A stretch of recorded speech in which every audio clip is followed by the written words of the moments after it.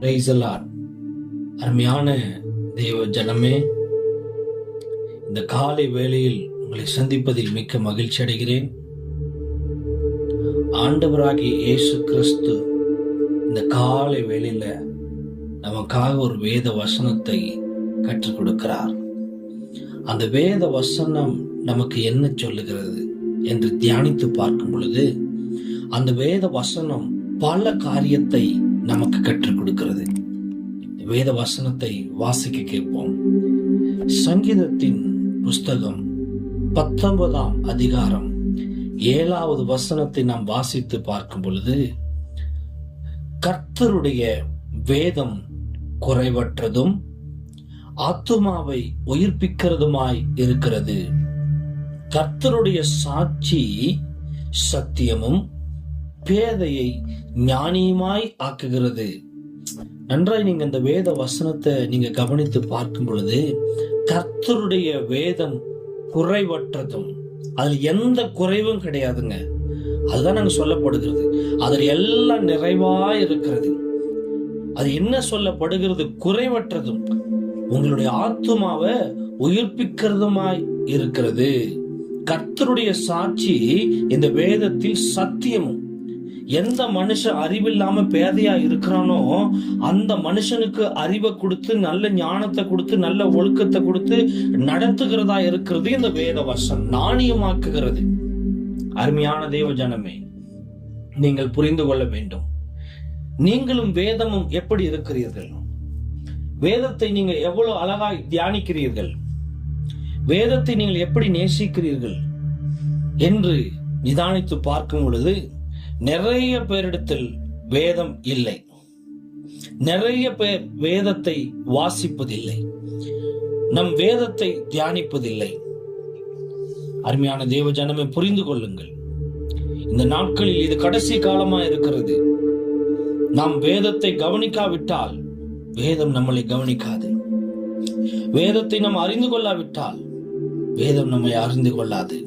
நீங்கள் வேதத்தை நிதானமாய் நீங்கள் வாசிக்கும் பொழுது எப்படிப்பட்ட காரியங்கள் நம்முடைய வாழ்க்கையிலே நடக்கிறது? இந்த வார்த்தையின் பிரகாரம் கர்த்தருடைய வேதம் குறைவற்றதும் ஆத்துமாவை உயிர்ப்பிக்கிறதுமாய் இருக்கிறது. கர்த்தருடைய சாட்சி சத்தியமும் பேதை ஞானியுமாய் ஆக்குகிறது. பாருங்க, அந்த வேத வசனத்தை நீங்க படிக்க படிக்க அந்த வேத வசனம் உங்களை கண்டிக்கும். நம்ம தவறான வழியில போறோம்னா அந்த வேதம் நம்மளை கண்டிக்கும். பாவ வழியில போறோம்னா அந்த வேதம் கண்டிக்கும். நீங்க படிச்சுட்டீங்கன்னா கண்டிப்பா அது கண்டிக்கும். தவறான பார்வையில நீங்க பார்க்கும்போது அந்த வேதத்தையும் பார்க்கிறீர்கள், பாவத்தையும் பார்க்கிறீர்கள். அப்பொழுது நீங்கள் அந்த வேதத்தை பார்த்தபடியினால் அந்த வேதம் உங்களை கண்டிக்கும். எப்பா, நீங்கள் இப்படிப்பட்ட பாவ காரியத்தை பார்க்கும் பொழுது உங்களுக்கு சாபம் வந்துவிடும், பாவம் வந்துவிடும், அநியாயங்கள் அக்கிரமங்கள் நடந்துவிடும். தயவு செய்து நீங்கள் சிக்கிக்கொள்ள கூடாது. அதற்காக நீங்கள் என் வேதத்தின் பிரகாரம் நடந்து கொள்ளுங்கள் என்று அந்த வேத வசனம் கண்டித்து நடத்தும். முதல்ல நம்ம பார்க்கும்போது வேத வசனம் நம்மளை கண்டிக்கும். நம்ம மீறும் போது அந்த வேத வசனம் தண்டிக்கும். நம்ம பல காரியத்துல மீறுவோம். அவர் கட்டளைக்கு மீறுவோம், சபைக்கு மீறுவோம், தாய் தகப்பனுக்கு கீழ்ப்படியாம மீறுவோம். அந்த டைம்ல என்ன ஆகும்னா, நம்ம பண்ற எல்லா மீறுதல் போதும் அந்த வேத வசனம் நம்மளை தண்டிக்கும். இப்படி செய்யக்கூடாது, இப்படிப்பட்ட காரியத்தை நம்ம பார்க்க கூடாது, இப்படிப்பட்ட காரியத்தை பேசக்கூடாது, இப்படிப்பட்ட காரியத்தை சிந்திக்க கூடாதுன்னு சொல்லி என்ன செய்யும்? நம்ம மீறும் போது நம்மளை கண்டிப்பா அந்த வேதம் தண்டிக்கும். ஃபர்ஸ்ட் என்ன சொல்லப்பட்டிருக்குது? அந்த வேத வசனம் நம்மளை கண்டிக்கும். அந்த வேத வசனம் நம்மளை மீறும் போது தண்டிக்கும். நம்முடைய பாதைகள் மாறும்போது எச்சரிக்கும். நம்முடைய வழி எப்படி இருக்கிறது? செவ்வையான வழியா இருக்கிறதா? அது கர்த்தருக்கு பிரியமான வழியா இருக்கிறதா? அந்த வழியை கர்த்தர் நேசிக்கிறாரா? அந்த வழியில நம்ம நடக்கும்போது அந்த வழியில நன்மைகள் இருக்கிறதா, பாதுகாப்பு இருக்கிறதா என்று நாம் பார்த்து நடக்க வேண்டும். நம்ம போகிற வழிகள் தவறாக இருந்தால், பாவ வழியாக இருந்தால், அக்கிரமத்தின் வழியாக இருந்தால், பொய்யின் வழியாக இருந்தால், கண்டிப்பா அந்த வேத வசனம் என்ன செய்யும் என்று கேட்டால் எச்சரிக்கும். ஒரு துளியும் குறைவு கிடையாது அந்த வேதத்திலே. அது கண்டிக்கவும் செய்யும், தண்டிக்கவும் செய்யும், எச்சரிக்கவும் செய்யும். இன்னும் நிறைய காரியங்கள் இந்த வேத வசனத்திலே, இந்த வசனத்திலே நிறைய காரியங்கள் அடங்கி இருக்கிறது. அருமையான தேவ ஜனமே, நம்ம தவறான வழியில போறோம்னா, நம்முடைய பாதை மாறுகிறது என்று சொன்னால், தவறான வார்த்தைகள் பேசுகிறோம் என்று சொன்னால், நீங்க படிக்கிற இந்த வேத வசனம் நிச்சயமாய் உங்களை எச்சரித்து உங்களை காப்பாற்றும். எச்சரிப்பு நிச்சயமாய் தேவைங்க. அதுதான் இந்த வேத வசனம் சொல்லுகிறது. கர்த்தருடைய சாட்சி சத்தியமும் பேதையை ஞானியுமாய் ஆக்குகிறது. இன்னைக்கு பேதையா இருக்கிறதுனாலதான் நம்ம வழி மாறுறோம். அறிவு இருந்தால் நம்ம தவறான காரியத்தை செய்ய மாட்டோம். அறிவு இருந்தால் நம்ம எந்த பாவ காரியத்தையும் தொட மாட்டோம். அப்ப பாருங்க, இந்த அறிவில்லாமையினால் நாம் போகும் பொழுது இந்த வேத வசனம், நிறைவான வேத வசனத்தை நீங்க படித்து விட்டால் நல்ல ஞானத்தை கர்த்தர் கொடுக்கிறார், நல்ல அறிவை நமக்கு கர்த்தர் கொடுக்கிறார், நல்ல ஒழுக்கத்தை கர்த்தர் நமக்கு கொடுக்கிறார், நல்ல பாதையில நடத்துகிறார். உங்களுடைய பாதை மாறினால், பாதையை காட்டுகிறவர் ஒரு நாளும் உங்களை வேறு வழியிலே விட்டுட்டு வேடிக்கை பார்க்க மாட்டார். நிச்சயமாய் எச்சரிப்பார். ஒரு தாய் போல, ஒரு தகப்பன் போல, நம்ம நண்பன் போல நம்மளை கண்டிப்பா இயேசு கிறிஸ்து எச்சரித்து நடத்துவார். நம் நேசிக்கும் போது நம்ம கர்த்தராகி இயேசு கிறிஸ்து நம்மளை அரவணைப்பார். அந்த வேத வசனத்தை நீங்க நேசிச்சிட்டீங்கன்னா வைங்களே, அந்த வேத வசனம் உங்களுக்கு அரணா இருக்கும். அந்த வேத வசனம் உங்களை உயிர்ப்பிக்குங்க. அரணா இருந்து உங்களை உயிர்ப்பிக்கும். அந்த வேத வசனத்தை நீங்க படிக்க படிக்க, அந்த வேத வசனத்தை நீங்க தியானிக்க தியானிக்க, அந்த வேத வசனம் உங்களை உருவாக்கும். உங்களுக்கு அரணா இருக்கும். உங்களுக்கு வியாதி வரும்போது அரணா இருக்கும், பாடுகள் வரும்போது அரணா இருக்கும், உங்களுக்கு நிந்தைகள் வரும் பொழுது உங்களை தேற்றி உங்களோடு கூட அந்த வேத வசனம் இருந்து அரணா இருக்கும். நான் எப்பொழுதும் சொல்லுகிற வார்த்தை தான் இப்பொழுதும் நான் சொல்லுகிறேன். கர்த்தராகிய இயேசு கிறிஸ்துவினுடைய வேதம் ஆதியிலே வார்த்தை, அந்த வார்த்தை இப்பொழுது தேவன். அதுக்குத்தான் அந்த வேத வசனத்தை நீங்கள் பார்க்கும் பொழுது அந்த வேத வசனம் உங்களுக்கு ஆறுதலாகவும் அரணாகவும் பட்டயமாகவும் கேடகமாகவும் உங்களோடு கூட இருக்கிறது. இதுக்கு ஒரே ஒரு காரணம் என்ன? இந்த வேத வசனத்தை நீங்கள் வாசிக்க வேண்டும், தியானிக்க வேண்டும். நீங்கள் அதிகமாய் நீங்கள் உற்று நின்று நீங்கள் கவனித்து பார்க்க வேண்டும். அதுதான் சங்கீதக்காரனாய் தாவீது சொல்லுகிறார், இரவும் பகலும் என் வேதத்தில் தியானமாய் இருக்கிற மனுஷன் பாக்கியவான் என்று. நீங்கள் வேதத்தை படித்து விட்டால் நீங்கள் தான் பாக்கியவான், நீங்கள் வேதத்தை தியானித்து விட்டால் நீங்கள் தான் பாக்கியவதி என்று வேதம் சொல்லி இருக்கிறது. அருமையான தேவ ஜனமே, இந்த வேத வசனத்தை நீங்க நேசிக்கும் போது அந்த வேத வசனம் உங்களுக்கு அரணா இருக்கும். நான் தள்ளாடும் போது, நம்ம எந்த காரியத்துல வியாதியின் மித்தம், பாடுகள் மித்தம், பிரச்சனை மித்தம், நிந்தனின் மித்தம், கடன் பாரத்தின் மித்தம் நம்ம தள்ளாடும் போது அந்த வேத வசனத்தை நீங்க படிச்சுட்டீங்கன்னா அந்த வேத வசனம் உங்களை சுமந்து கொள்ளும். அந்த வேத வசனம் சுமந்து கொள்ள வேண்டும் என்று சொன்னால் நம்ம அந்த வேத வசனத்தை தியானிக்க வேண்டும். எவ்வளோ பலவீனப்பட்டிருந்தாலும், எவ்வளோ பாடுகள் மத்தியில் நடந்து கொண்டிருந்தாலும் அந்த வேத வசனத்தை நீங்கள் படித்து விட்டால் அந்த வேத வசனமே உங்களுக்கு பலனா இருந்து அந்த வேத வசனம் உங்களை சுமந்து செல்லும் என்று வேதம் சொல்லி இருக்கிறது. அருமையான தேவ ஜனமே, ஒருவேளை நீங்க வியாதியின் மித்தம், பாடுகளின் மித்தம், நிந்தனையின் மித்தம் தள்ளாடி கொண்டிருக்கிறீர்களா? உங்களுடைய கரத்தில் இருக்கிற வேதத்தை திறந்து நீங்கள் வாசித்து பாருங்கள். நானே உங்களுக்கு ஆறுதல் செய்கிறவர் என்று வேத வசனம் சொல்லப்பட்டிருக்கிறது. என்னை இல்லாமல் யாரும் உங்களுக்கு ஆறுதல் சொல்லுவார்கள் என்று எழுதப்பட்டிருக்கிறது. அருமையான தேவ ஜனமே, உலகம் கொடுக்கிற பிரகாரம் அல்ல, என்னுடைய சமாதானத்தையே கொடுக்கிறேன் என்று கர்த்தர் சொல்லி இருக்கிறார். அதுதான் அந்த வேத வசனம் நமக்கு தெளிவாய் சொல்லப்படுகிறது. உங்களை நான் உயிர்ப்பிப்பேன். என் வேத வசனத்தை படிச்சிருங்க, என் வேத வசனத்தை தியானிச்சிருங்க. நீங்க இருள நடந்து போனாலும் என் வேத வசனத்தை வாசிச்சு பாருங்க, நான் உங்களை வெளிச்சத்திலே நடத்துவேன் என்று கர்த்தர் சொல்லி இருக்கிறார். அருமையான தேவ ஜனமே, நம்ம பல காரியத்துல, நம்முடைய வாழ்க்கை காரியத்துல, குடும்ப காரியத்துல நம்ம பல முறை பயப்படுகிறோம். பயப்பட்டு ஒடுங்கி நிற்கும் போது, துணை யாரும் இல்லாத போது, கரத்தை பிடிக்க யாரும் இல்லாத போது, நம்மளை சுமந்து கொள்ள யாரும் இல்லாத போது அந்த வேதம் என்ன தெரியுமா சொல்லுகிறது? நான் உனக்கு துணை நிற்கிறேன் என்று அந்த வேதம் சொல்லுகிறது. பயப்படாதே, நான் உனக்கு துணை நிற்கிறேன் என்று வேதம் சொல்லி இருக்கிறது. இன்னைக்கு எத்தனையோ பிள்ளைகளுக்கு பயம், எத்தனையோ பிள்ளைகளுக்கு கண்ணீர், எத்தனையோ பிள்ளைகளுக்கு அநேக வியாதிகள், வியாதியின் மித்தம் பாடுகள், வியாதியின் மித்தம் பயங்கள், மரணத்தின் மித்தம் பயங்கள். இப்படிப்பட்ட காரியத்தில் நம்ம நின்று கொண்டிருக்கும் பொழுது, பயப்பட்டு கொண்டிருக்கும் பொழுது அந்த வேத வசனம் நமக்கு துணையாய் நிற்கிறது. அருமையான தேவ ஜனமே, இந்த நாட்கள்ல பயந்து கொண்டிருக்கிற, பயத்தோடு வாழ்ந்து கொண்டிருக்கிற உங்களுக்கு நேராக இந்த வார்த்தை வந்து கொண்டிருக்கிறது. எந்த காரியத்தை கண்டும் பயப்படாதீர்கள். நீங்கள் வேதத்தை கையிலே சுமந்து விட்டால் அந்த வேதம் உங்களை சுமக்கும். நீங்கள் அந்த வேதத்தை கரத்திலே எடுத்து நீங்கள் சுமந்து விட்டால் அந்த வேதம் உங்களை சுமந்து கொள்ளும். அருமையான தேவ ஜனமே, அந்த வேதம் உங்களுக்கு துணை நிற்கும். பயப்படாதீங்க, கலங்காதீங்க, திகைத்து போகாதீங்க. அந்த வேதத்தை விட்டு விடாதீர்கள். அந்த வேதத்தை சுமந்து கொள்ளுங்கள். நிச்சயமாய் அந்த வார்த்தை உங்களை சுமந்து கொள்ளும். நான் அழும்போது, நம்ம பல பாடுகள் மித்தும், கண்ணீர்கள் மித்தும், துக்கத்தின் மித்தும் நம்ம அழும் பொழுது அந்த வேத வசனம் என்ன தெரியுமா செய்கிறதாம்? நம் கண்ணீரை துடைக்கிறது.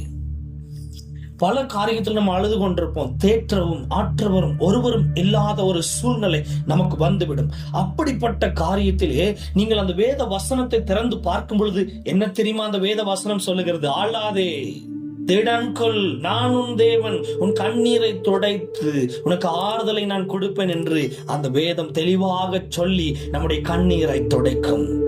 அருமையான தேவ ஜனமே, இந்த வேதத்திலே பாருங்க, நீங்க அந்த வேத வசனத்தை சுமக்கும் பொழுது, அந்த வேத வசனத்தை தியானிக்கும் பொழுது, அந்த வேத வசனம் உங்களை கண்டித்து நடத்துங்க. அந்த வேத வசனம் நம்மளை தண்டித்து நடக்கும். அந்த வேத வசனம் நம்மளை எச்சரித்து நடத்தும். அந்த வேத வசனம் நமக்கு அரணா இருக்கும். அந்த வேத வசனம் நம்மளை சுமந்து கொள்ளும். அந்த வேத வசனம் நமக்கு துணை நிற்கும். அந்த வேத வசனம் நம்முடைய கண்ணீர் யாவையும் துடைக்கும். வேதத்திலே ஒரு வசனம் எழுதப்பட்டிருக்கிறது, உன் கண்ணீர் யாவையும் துடைத்து இனி மரணம் இல்லை, துக்கம் இல்லை, அலறுதல் இல்லை, முந்தினவைகள் யாவும் ஒளிந்து போனது என்ற வேதத்தில் எழுதப்பட்டிருக்கிறது. அருமையான தேவ ஜனமே, நீங்கள் தயவு செய்து புரிந்து கொள்ளுங்கள். எவ்வளவு அழகான வேத வசனம் பாருங்க. இந்த சங்கீதம் 19:7 வசனத்தை வாசித்து பார்க்கும் பொழுது, கர்த்தருடைய வேதம் குறைவற்றதும் நம் ஆத்துமாவை உயிர்ப்பிக்கிறதுமாய் இருக்கிறது. கர்த்தருடைய சாட்சி சத்தியமும் பேதை நாணியமாய் ஆக்குகிறது என்று நாம் வாசிக்கிறோமே. நம்ம பேதையா இருக்கும் பொழுது எல்லாரும் நம்மளை சொல்லுவாங்க, இவனுக்கு அறிவில்லை, இவன் பேதையா இருக்கிறான், இவனுக்கு ஒன்றும் தெரியாது என்று சொல்லும் பொழுது, இந்த வேதத்தை படித்து விட்டால் பேதையும் ஞானியாவான். ஏனென்றால் அறிவு உங்களுக்கு இல்லை என்றால் அறிவை கொடுக்கிறவரிடத்திலே நோக்கி கேட்க கடவன் என்று வேதத்தில் எழுதப்பட்டிருக்கிறது. இந்த வேதத்தை நீங்கள் தியானித்து விட்டால், அந்த வேதத்தை நீங்கள் படித்து விட்டால், ஒரு துக்க கண்ணீர் மறையும், பாடுகள் கண்ணீர் மறையும், வியாதியின் கண்ணீர் மறையும், நிந்தையின் கண்ணீர் மறையும், அவமானத்தின் கண்ணீர் மறையும். இன்னும் உங்களுடைய வாழ்க்கையில் அநேக நிந்தனைகள் இருக்குமானால், அந்த நிந்தனை மித்தம் நீங்கள் அழுது கொண்டிருக்கிறீர்களானால், நீங்கள் வேதத்தை வாசித்து விட்டால் நிச்சயமா இயேசு கிறிஸ்து உங்களுடைய கண்ணீரை துடைக்க அவர் வல்லமை நிறைந்த தெய்வமாயிருக்கிறார். ஆமென். அருமையான தேவ ஜனமே, நீங்க விசுவாசிங்க. கர்த்தர் நிச்சயமாய் வாழ்க்கையில ஒரு மாற்றத்தை கொண்டு வருவார். ஒரு அடையாளத்தை காண்பிப்பார். அடைக்கலாம் குருவிகளுக்கு எப்படி தெய்வம் ஆகாரத்தை போஷித்து அடைக்கலம் கொடுத்து நடத்துகிறாரோ, அதே போல நீங்க அவரை நோக்கி கேட்க கேட்க கர்த்தராகிய இயேசு கிறிஸ்து உங்களை நடத்த வல்லமை நிறைந்த தெய்வமாயிருக்கிறார். ஆமென். அருமையான தேவ ஜனமே, உங்களுக்கு விரோதமாக எழும்புகிற எல்லா எதிரிகளையும், எதிரான காரியத்தையும், எதிரான எல்லா பிரச்சனையும் நீங்க இந்த வேதத்தை வாசிக்கும் போது உங்களுக்கு அடையாளம் காட்டும். சொல்லுவார், எச்சரிப்பார். வழி மாறும்போது, உடைய திசைகள் மாறும்போது, உடைய நடைகள் மாறும்போது கர்த்தர் எச்சரிப்பார். மகனே, இந்த வழியா போகாத, உனக்கு பிரச்சனை இருக்கு, போராட்டம் இருக்கு, கஷ்டங்கள் இருக்கு. நீங்க வேதத்தை வாசிச்சா மட்டும்தாங்க கர்த்தர் உங்களுக்கு உணர்த்தி நடத்த முடியும். ஏன்னா அதுல ஒன்னும் குறைவே கிடையாதுங்க, நிறைவா இருக்குது. மனுஷன் கூட குறைவா இருப்பாங்க. நம்ம கிட்ட இருக்கிற பொருள் குறைவா இருக்கும், பணம் குறைவா இருக்கும், ஆஸ்திகள் குறைவா இருக்கும், அந்தஸ்துகள் குறைவா இருக்கும், அறிவுகள் குறைவா இருக்கும், சரீரத்தில் இருக்கிற அவயங்கள் குறைவா இருக்கும், கை கால்கள் குறைவா இருக்கும், எல்லாம் குறைவா இருக்கும். ஆனா கர்த்தருடைய வேதம் மாத்திரம் ஒரு நாளும் குறைவா இருந்ததா எந்த சரித்திர புஸ்தகத்திலும் எழுதப்படவில்லை. அருமையான தேவ ஜனமே, அது நிறைவானது. மகளே, மகனே, தயவு செய்து புரிந்து கொள்ளுங்கள். உங்களுக்கு வருகிற பிரச்சனையை முன்கூட்டி அந்த வேதத்தை நீங்கள் படித்து விட்டால் அந்த வேதம் உங்களுக்கு காண்பிக்கும், காட்டும், நடத்தும், தப்புவிக்கும். அருமையான தேவ ஜனமே, இன்னொரு வசனத்தை வாசித்து பார்க்கும் பொழுது 37ஆம் அதிகாரம் 31வது வசனம் சங்கீதத்தின் புஸ்தகத்துல வாசித்து பார்க்கும் பொழுது, அவனுடைய தேவன் அருளிய வேதம் அவன் இருதயத்தில் இருக்கிறது, அவன் நடைகளில் ஒன்றும் பிசங்குவதில்லை. இன்னைக்கு கர்த்தராகிய இயேசு கிறிஸ்துவனுடைய வேத வசனம் உங்களுடைய இருதயத்தில் இருந்து விட்டால் உங்களுடைய வழிகள் எந்த இடத்திலும் பிசங்குவதில்லை. பாவங்கள் தொடாது, சாபங்கள் தொடாது, அநியாயங்கள் தொடாது, நிந்தைகள் தொடாது, கண்ணீர் தொடாது, துக்கம் தொடாது, கடன் பிரச்சனைகள் தொடாது. ஏனென்றால் அவருடைய வேத வசனம் உங்களுடைய இருதயத்தில் இருந்து விட்டால் இப்படிப்பட்ட பாவத்தில் அந்த வேத வசனம் உங்களை நடத்தாது. இப்படிப்பட்ட வழியில் அந்த வேத வசனம் உங்களை கொண்டு போகாது. நீங்க தவறான வழியில நடந்து போனாலும் அந்த வேத வசனம் உங்களை எச்சரித்து உங்களை நல் வழியிலே நடத்தும். அவருடைய வேதம் எப்படி இருக்கிறதாம்? வெளிச்சமா இருக்கிறது என்று வேதத்தில் எழுதப்பட்டிருக்கிறது. அருமையான தேவ ஜனமே, தயவு செய்து புரிந்து கொள்ளுங்க. நீங்க எந்த இருளின் வழியில நடந்து போனாலும் அந்த வேத வசனத்தை படிச்சிட்டீங்கன்னு சொன்னா உங்களை சரியான வழியிலே அந்த வேத வசனம் நடத்தி உங்க கண்ணீரை துடைத்து எல்லா அவமானத்தையும் மாற்றி உங்களுடைய எல்லா எதிரிகளையும் உங்களுக்கு காட்டி உங்களை தப்புவித்து நடத்த வல்லமை நிறைந்த தெய்வமாய் வேதமாய் இருக்கிறார். ஆமென். அதுதான் தாவீது சொல்லுகிறார், நான் மரண இருளின் பள்ளத்தாக்கிலே நடந்தாலும் பொல்லாப்புக்கு பயப்படேன். ஏன் அவர் பொல்லாப்புக்கு பயப்பட மாட்டார் என்று தெரியுமா? அவர் பயப்படாத காரணம் தெய்வம் கூட இருக்கிறார், வேதம் கூட இருக்கிறது, வேத வசனம் தியானித்தார். அதனால் அந்த வேத வசனம் அவருடைய இருதயத்திலும் அவருடைய சரீரத்திலும் அவருடைய கண்ணிலும் அவருடைய சிந்தையிலும் இருக்கிறபடியால் பொல்லாப்புக்கு பயப்படேன். மரண இருளின் பள்ளத்தாக்கில் அருமையான தேவ ஜனமே, வியாதியின் மித்தம், பாடுகளின் மித்தம், சரீரத்தில் ஏற்பட்ட புண்களின் மித்தம், ஒருவேளை நீங்கள் இருளடைந்து போய் என்ன செய்வதென்று தெரியாமல் அலறி பயந்து கொண்டிருக்கிறீர்களா? இந்த வேத வசனத்தின் பிரகாரம் உங்களுடைய ஆத்துமாவை உயிர்ப்பிக்கும். நான் இருளிலே உட்கார்ந்தாலும், நான் இருளிலே நடந்தாலும் கர்த்தருடைய வேத வசனம் என் தேவன் எனக்கு வெளிச்சமாயிருக்கும். ஆமென் என்று சொல்லுங்கள். அருமையான கர்த்தருடைய பிள்ளைகளே, அருமையான தேவ ஜனமே, எல்லா கிரிகளையும் கர்த்தர் மாற்றி போடுவார். பிரச்சனைகள் எல்லாம் மாற்றி போடுவார். நிந்தைகள் எல்லாம் மாற்றி போடுவார். இந்த வேத வசனத்தை நீங்கள் தியானிக்க இந்த வேத வசனத்தை நீங்கள் படிக்க இந்த வேத வசனம் உங்களை நடத்தி கொண்டே இருக்கும். இந்த வேத வசனத்தை நீங்க அதிகமா படிக்க ஆரம்பிச்சிட்டீங்கன்னு சொன்னா பிசாசின் கிரிகளை அழிக்கிற பட்டயமாய் மாறும். பிசாசின் கிரிகளுக்கு அது பட்டயம், வேத வசனம். நன்றாய் புரிந்து கொள்ளுங்கள் தேவ ஜனமே. இன்னைக்கு வேதமும் நீங்களும் எப்படி இருக்கிறீர்கள்? வேதம் எங்க இருக்கிறது? நீங்கள் எங்க இருக்கிறீர்கள்? வேதத்தை சுமக்கிறீர்களா? இல்ல வேதத்தை எடுத்துக்கொண்டு போகிறீர்களா? இல்ல வேதத்தை எடுத்துக்கொண்டு போக கூச்சப்படுறீங்களா? வேதத்தை எடுத்துக்கொண்டு போக வெட்கப்படுறீங்களா? அருமையான தேவ ஜனமே, நீங்கள் எங்கே நிற்கிறீர்கள்? வேதமும் நீங்களும் எங்கே நின்று கொண்டிருக்கிறீர்கள்? தயவு செய்து அருமையான தேவ ஜனமே, வேதத்தை நேசியுங்கள். அந்த வேதம் உங்களை நேசிக்கும். வேதத்தை தயவு செய்து விட்டு விடாதீர்கள். அந்த வேத வசனம் உங்களை பத்திரமாய் வழி நடத்தும். நம்ம பார்த்த இந்த வசனம் ஒரே ஒரு வசனம் தான், ஆனா எத்தனை காரியத்தை நமக்கு விளக்கி சொல்லுகிறது பாருங்க. வேத வசனம் என்னை கண்டிக்கும், நான் மீறும்போது என்னை தண்டிக்கும், நம்மளுடைய பாதைகள் மாறும்போது நம்மளை எச்சரிக்கும். நம்ம அந்த வேத வசனத்தை நேசிக்கும் போது அது நமக்கு அரணா இருக்கும். நம்ம தள்ளாடும் போது அந்த வேத வசனம் நம்மளை சுமந்து கொள்ளும். நம்ம பயப்படும் போது அந்த வேத வசனம் நமக்கு துணையா இருக்கும். நம்ம அழும்போது அந்த வேத வசனம் நம்முடைய கண்ணீரை துடைக்கும். எல்லா போராட்டம், எதிரிகள், தடைகள், பிரச்சனைகள் எல்லாவற்றையும் இந்த வேத வசனம் நமக்கு காட்டும். நம்ம பயங்கரமான இருள், வியாதி இருள், கடன் இருள், பிரச்சனை இருள், நிந்தை இருள், இப்படிப்பட்ட இருள் நடக்கும்போது அந்த வேத வசனம் நம்மளை வெளிச்சத்துக்குள்ள நடத்தும். 10வதா நம்ம பார்க்கும் பொழுது பிசாசின் கிரிகளுக்கு இந்த வேத வசனம் பட்டயமாய் மாறும். அருமையான தேவ ஜனமே, இந்த காலை வேளையில் இந்த வசனத்தை நம்ம தியானித்து பார்க்கும் பொழுது இந்த வேத வசனம் எப்படிப்பட்ட காரியத்தை நம்ம கற்றுக் கொடுக்கிறது பாருங்கள். இன்னும் உங்களை இந்த வேத வசனத்தின் மூலியமாய் கர்த்தர் அநேக காரியத்தை, வசனம் ஒண்ணுதாங்க, ஆனா காரியங்கள் பலவிதமாய் நமக்கு இயேசு கிறிஸ்து கற்றுக் கொடுத்து கொண்டிருக்கிறார். நீங்கள் வெட்கப்பட்டு போவதில்லை, நீங்கள் நிந்திக்கப்படுவதில்லை, நீங்கள் அவமானப்படுவதில்லை. இந்த வேதத்தை தயவு செய்து தியானித்து சுமந்து விடுங்கள். அந்த வேதம் உங்களை சுமந்து நடத்தும், அந்த வேதம் உங்களை நடத்தும். அருமையான தேவ ஜனமே, இந்த வேத வசனம் உங்களை ஆசீர்வதிக்கட்டும். இந்த வேத வசனத்தின் பிரகாரம் கர்த்தர் உங்களை நடத்தட்டும். தயவு செய்து வேதத்தை படிக்காதவர்கள் வேதத்தை படிங்கள். வேதத்தை சுமக்காதவர்கள் வேதத்தை சுமந்து கொள்ளுங்கள். வேதத்தின்படி நடக்காதவர்கள் வேதத்தின்படி நடந்து கொள்ளுங்கள். தயவு செய்து இந்த வேத வசனத்தை மதிக்க கற்றுக்கொள்ளுங்கள். வேத வசனத்தின் பிரகாரம் கர்த்தராகிய இயேசு கிறிஸ்து உங்களை ஆசீர்வதிப்பாராக.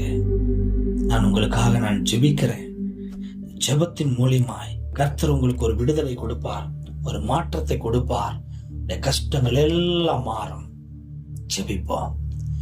அன்பின் பரிசுத்த பரலோக நல்ல ஜெயபலமானவரே, உம்முடைய கிருபைக்காக தயவுக்காக நான் கோடான கோடி நன்றி செலுத்துறப்பா. இன்னைக்கு உங்க பிள்ளைகளிடத்துல சொன்ன இந்த வேத வசனத்தின் பிரகாரம் கர்த்தருடைய வேதம் குறைவற்றதும் ஆத்துமாவை உயிர்ப்பிக்கிறதுமாய் இருக்கிறது. கர்த்தருடைய சாட்சி சத்தியமும் பேதையை ஞானியமாய் ஆக்குகிறது என்ற இந்த வசனத்தின் பிரகாரம் இன்னைக்கு உங்க பிள்ளைகளிடத்துல நீர் பேசியிருக்கிறீரப்பா. தயவு செய்த ஆண்டவரே, உம்முடைய பிள்ளைகளை நீர் உயிர்ப்பிக்கும்படியாக உடைய வேத வசனத்தில் எந்த இடத்துலையும் குறைவில்லைப்பா, நிறைவாயிருக்கிறது.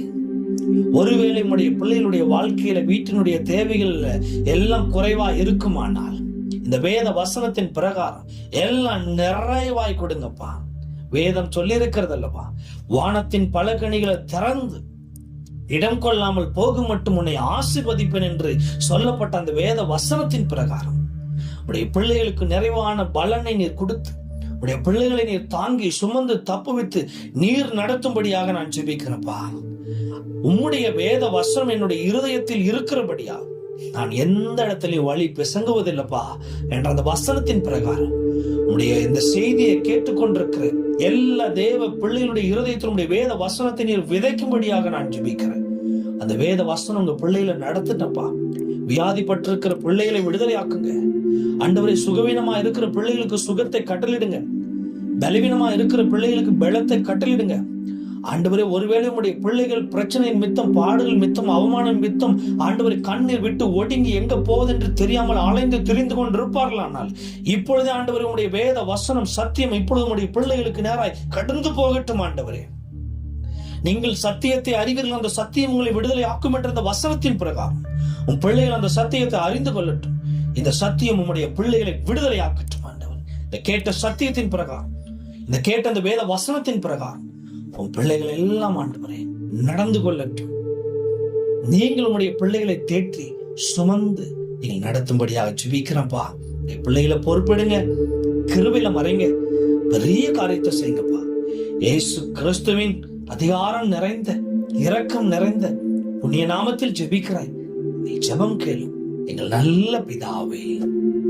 ஆமீன், ஆமீன், ஆமீன். God bless you. கர்த்தர் உங்களை ஆசீர்வதிப்பாராக.